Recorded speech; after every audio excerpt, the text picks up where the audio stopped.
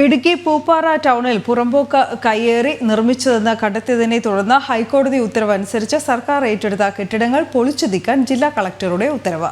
ശാന്തൻപാറ പഞ്ചായത്ത് സെക്രട്ടറിക്ക് ഇത് സംബന്ധിച്ച് ജില്ലാ ഭരണകൂടം നിർദ്ദേശം നൽകി.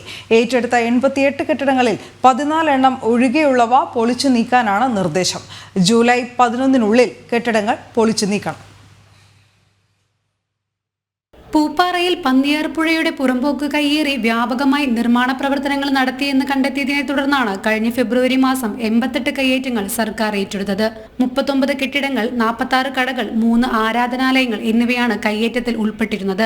ഈ നിർമ്മാണ പ്രവർത്തനങ്ങൾ പന്നിയാർപ്പുഴയുടെ സ്വാഭാവിക നീരൊഴുക്കിനെ തടസ്സപ്പെടുത്തുന്നുണ്ടോ എന്ന് കണ്ടെത്തുന്നതിനായി സംയുക്ത പരിശോധന സംഘത്തെ ജില്ലാ കളക്ടർ നിയമിച്ചിരുന്നു. ഇവർ നടത്തിയ പരിശോധനയിൽ ആനയിറങ്ങൽ ഡാം മുതൽ പൂപ്പാറ വരെയുള്ള പന്നിയാർപ്പുഴയുടെ ഒഴുക്കിനെ കെട്ടിടങ്ങൾ പ്രതികൂല ബാധിക്കുന്നുണ്ടെന്ന് കണ്ടെത്തി.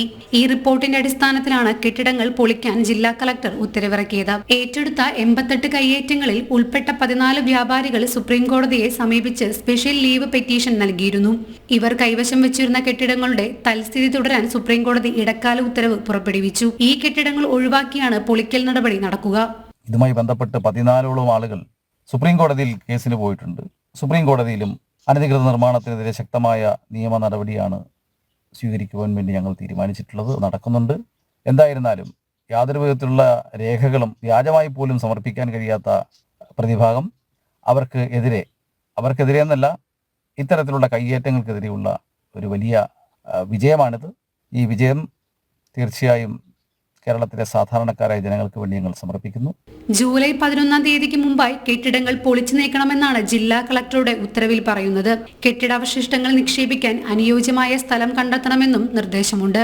ജില്ലാ പോലീസ് മേധാവി, ദേവികുളം സബ് കളക്ടർ, ഉടുമ്പൻചോല തഹസിൽദാർ എന്നിവർ ഉത്തരവ് നടപ്പാക്കുന്നതിന് ശാന്തൻപാറ പഞ്ചായത്ത് സെക്രട്ടറിക്ക് ആവശ്യമായ സഹായം നൽകണം. ശാന്തൻപാറ ഗ്രാമപഞ്ചായത്ത് കെട്ടിടം പൊളിക്കുന്നതിനുള്ള നടപടികൾ ഉടൻ സ്വീകരിച്ചേക്കാനാണ് സാധ്യത.